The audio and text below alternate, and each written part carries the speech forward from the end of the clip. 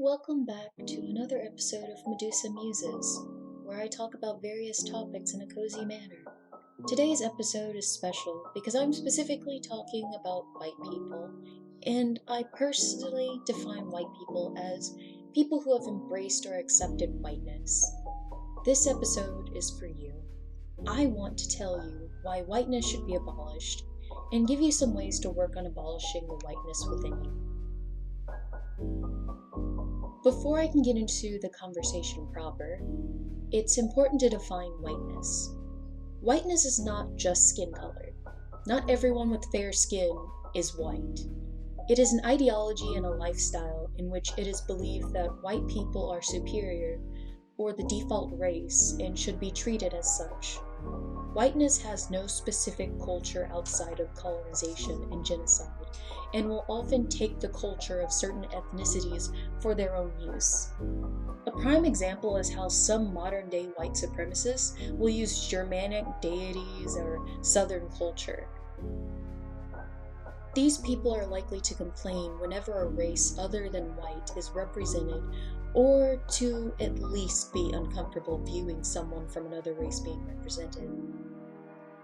Whiteness finds its roots in centuries of chattel slavery, when the concept was created to justify inhumane treatment of human beings. In the United States, this began with the breeding, beating, and consumption of black people like cattle.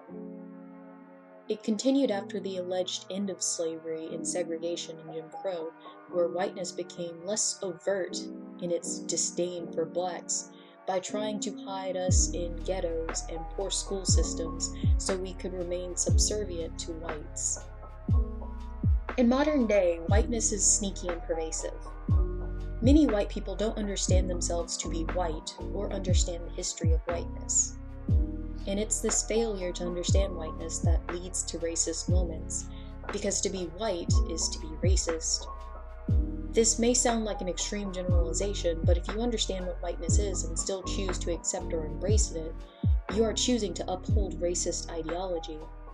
You have chosen to allow whiteness to oppress non-white people and reinforce white supremacy. It is not enough to just learn about whiteness and denounce it as an individual, because whiteness is not an individual problem. It's a collective issue that must be tackled as a collective. Because not only are there individuals who believe in white supremacy, there is a government structure that upholds it as well as law enforcement organization. To accept whiteness is to accept these structures as they are, because whiteness upholds these structures. That's why it's not enough to not be racist.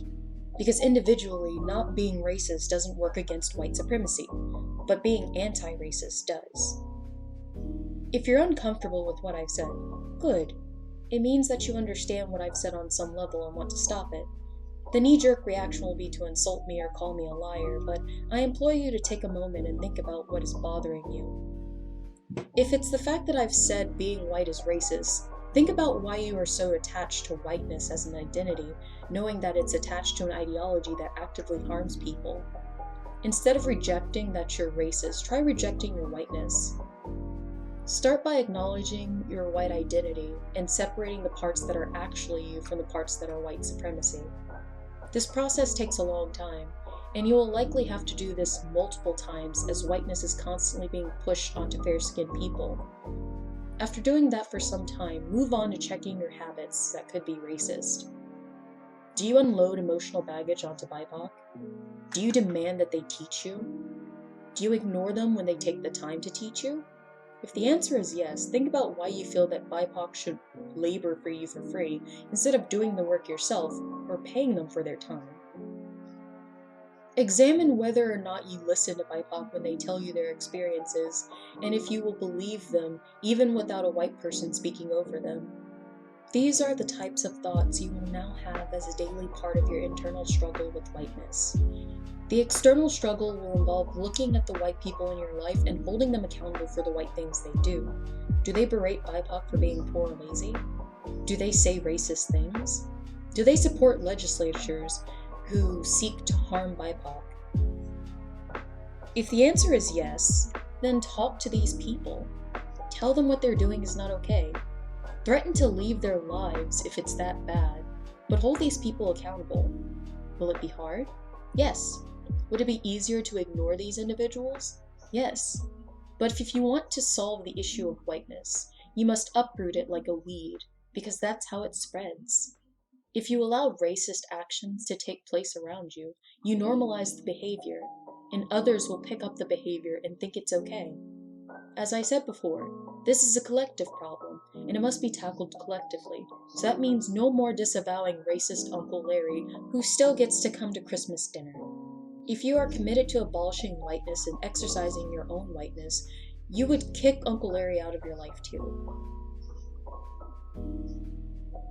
I'll admit, this is not easy. You will get tired. You will have to make hard decisions. You will lose friends and family. So why do it? Why divest yourself from whiteness? Well, I could moralize and tell you because whiteness is wrong, but that may not be enough for you. So let me put it like this. The same system that keeps non-white people subjugated keeps poor white people subjugated. Whiteness is the only thing separating you from inhumane treatment, and it can be taken away from you in an instant because whiteness is a social construct. It has stripped away your cultural origins to the point you need ancestry kits to determine your ethnicity. You've given up an identity separate from the color of your skin. So if it's not enough for you to stop contributing to the oppression of marginalized groups, consider that when you're thinking about abolishing the whiteness within you and your community. And with that, this is the end of the episode. Thank you for listening. If you enjoy the podcast and like to support it, please become a patron at patreon.com/Medussa Muse, or consider making a one-time donation to coffee.com/Medussa Muse. Have a day and keep it cozy.